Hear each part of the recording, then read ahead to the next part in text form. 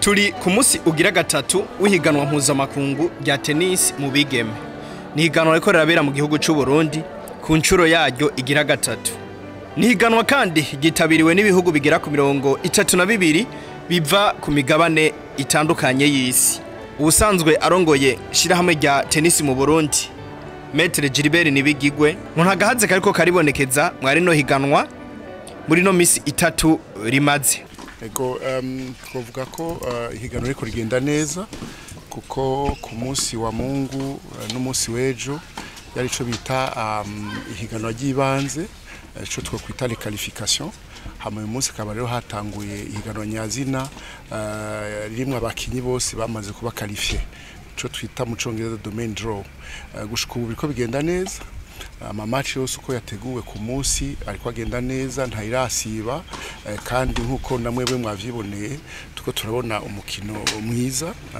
Abakinyi bose twari twiteze uko ari 62 bose baraje mugabo uyu munsi ariko barakina batanguye uyu munsi ni tableau twokwita main draw y'abantu 32. Hakaba hari amamatch rero umwe yikinana ensemble, hakaba n'amamatch amaze gutangura bakinari babiri match en double.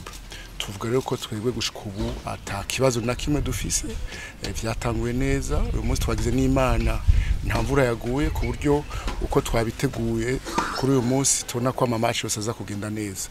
Novuga rero ko muri rusangi koko twiteze ihiganwa rizoba rimeze neza iri komeye kuko gushika ubu nta kibazo na kimwe novuga kirashika. Ku ruhande rw'abakinyi kumbure bazoserukira igihugu cy'u Burundi byavyifashe gute?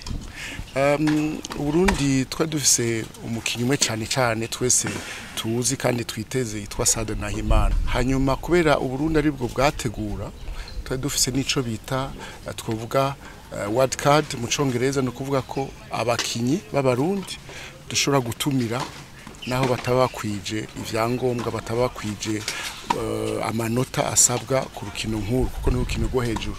Nabo nyene nabo barakinye match zabo za mbere nkuko twa tuvyiteze, baracara abana n'abana bari muri Federation ya Tennis muri Centre National kwari kugira ngo cyane bimenyereze.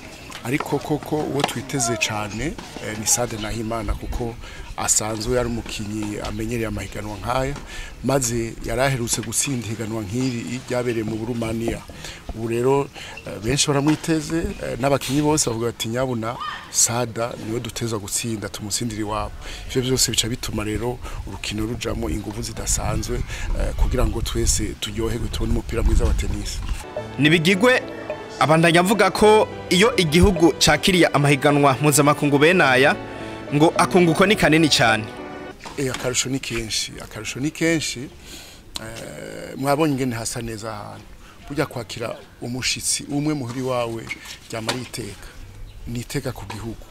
Abantu bavuguye mu mihingo ishika ibihugu 32 kuri twebwe nta mu ambassadeur azaruta uyu munsi yuko batuti ubwa mbere igihugu kiragendwa, ubwa kabiri nibaza ko hari n'akarusho ku bantu babakiriye ku mahoteli bariko babararamwo, ifungurwa baza gufungura birinjiriza amafaranga igihugu. Hanyuma ubwa gatatu rero ku muco wa sport kubona igihugu cakira iganwa nk'iri niteka bituma n'abana bacu babona akarorero kabo bagize sport ya tennis umwuga kugira ngo bafashe nabo batera imbere. Niteka rero nini kandi ku gihugu no kuri twebwe twatunganirije iriganwa ikaba rubaye bwa gatatu twikurikiranya dutunganya amahiganwa nk'aya, nuko batwizera bakabona bati kumbe mu Burundi igihugu kiragendwa kandi batunganya neza inkino nk'izi amahiganwa nk'aya. Bimwe rero mu byo twoshobora kumenya mwari no higanwa nuko ryitabiriwe n'abanonotsi bagera ku 62 bava mu bihugu bigera ku 32 byo ku migabane itandukanye y'isi.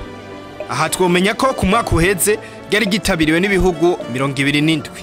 Mu bituma Uburundi bwizegwa kwakira iryo higanwa, indongozi za tennis zivuga ko bashimye ikirere Uburundi bufise n'uburyo bakiramwo abo banonotsi cyo kimwe n'ababaherekeje iyo bitabiriye iryo higanwa.